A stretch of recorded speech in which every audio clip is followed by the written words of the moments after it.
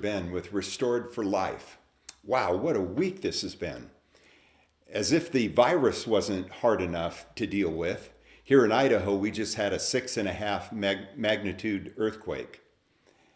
I may have to modify my prayer going forward. I've asked God to rock this valley for him, and maybe I need to use another terminology. I don't know.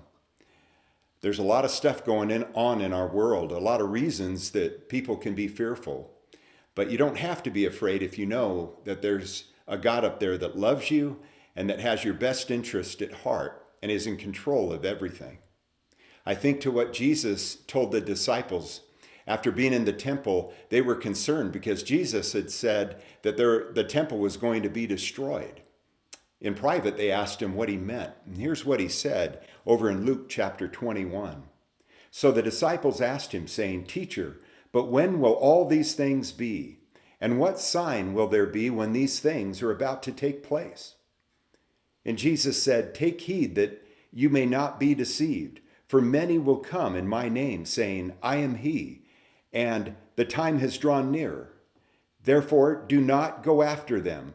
But when you hear of wars and commotions, do not be terrified, for these things must come to pass first, but the end will not come immediately."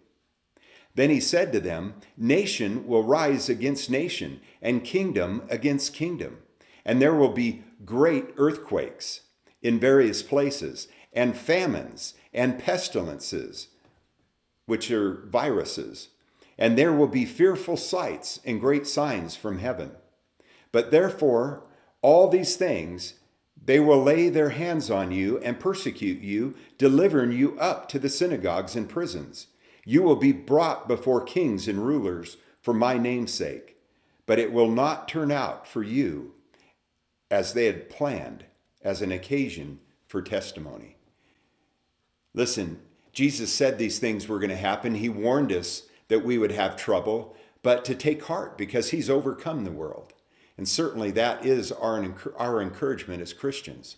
But what an amazing time we have right now, an opportunity we have to share that good news with our neighbors that may not know Christ. We know that all things work together for good, and he's going to work even this out for good.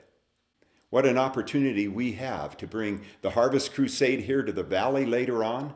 And I believe God's hit the timer on that even. He's hit pause so that he can do an even greater work than perhaps was going to happen when we were scheduled for May 1, 2, and 3. He's still at work.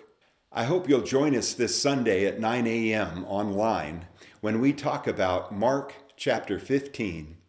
It's the crucifixion of Jesus. When Jesus Christ died on the cross, he bled and died for our sins. He paid the price that you and I were supposed to pay. We're going to talk about this Sunday. It's a dark moment in the Bible when Jesus gives his life, and yet on the other side, we know that he lives again. I hope you'll join us. There's great hope in this and encouragement. Have a great week. God bless.